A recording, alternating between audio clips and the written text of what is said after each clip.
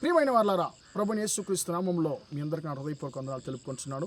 ఈరోజంతా కూడా మీరు చెప్పే అన్ని విషయాల్లో దేవుని హస్తం మీకు తోడయుండి మీకు జయాన్ని కలుగు చేయనుగాక. కీర్తన గ్రంథము 55వ కీర్తన 22వ వచనం ఇలా సెలవిస్తుంది, నీ భారము యెహోవా మీద మోపుము, ఆయనే నిన్ను ఆదుకొనును, నీతిమంతులను ఆయన ఎన్నడను కదలనివ్వడు అనేటువంటి మాటను మనం చూస్తున్నామండి. ప్రేమని దేవుని బిడ్డలారా, ఈరోజు నిన్ను చూసి దేవుడు అంటున్నాడు, నా కుమారుడు నా కుమార్తె, నీ భారము నా మీద మోపు, నీ భారము నాకు ఇచ్చేయి, నేను ఆ భారము నీ కొరకు మోస్తాను, నిన్ను ఏ మాత్రం నేను కదలనివ్వను అని చెప్పి యేసుక్రీస్తు ఈరోజు ఉదయకాల సమయాన్ని నీతో మాట్లాడుతున్నాడు.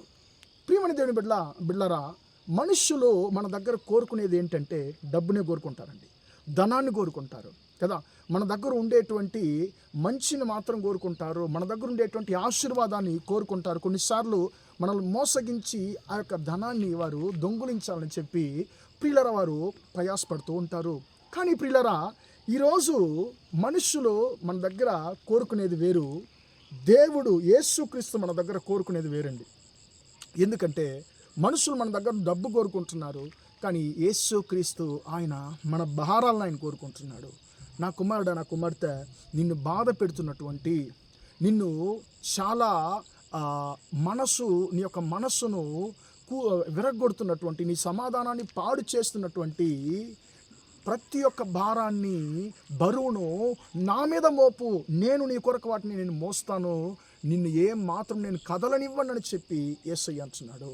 పిల్లరా, పేతురు పత్రికలో కూడా పేతురు ఒక చోట ఆయన అంటాడు, ఆయన మిమ్మును గూర్చి చింతించుచున్నాడు గనుక మీ చింత యావత్తు ఆయన మీద వేయుడి అని చెప్పి పేతురు భక్తుడు అంటున్నాడండి. ప్రియులరా, ఈ రోజుల్లో ప్రియులరా, మన కొరకు మన యొక్క బాధలు మన వేదనలు ఎవరన్నా పంచుకుంటారా అని చెప్పి, మన బరువు ఎవరన్నా మోస్తారా అని చెప్పి మనము బాధపడేటువంటి ఎదురు చూసేటువంటి ఈ లోకంలో యేసయ్య అంటున్నాడు, నా కుమారుడు నా కుమార్తె, నేను నిన్ను గురించే చింతపడుచున్నాను, కాబట్టి నీ చింత నీ బరువంతా కూడా నా మీద మోపు, నేను నీ కొరకు సమస్తాన్ని నేను మోసిన దేవుడను, నీ బరువు నేను మోయలేనా, నీ చింతను మోయలేనా, ఖచ్చితంగా నేను మోస్తాను, నేను నిలబెడతానని చెప్పి అంటున్నాడు.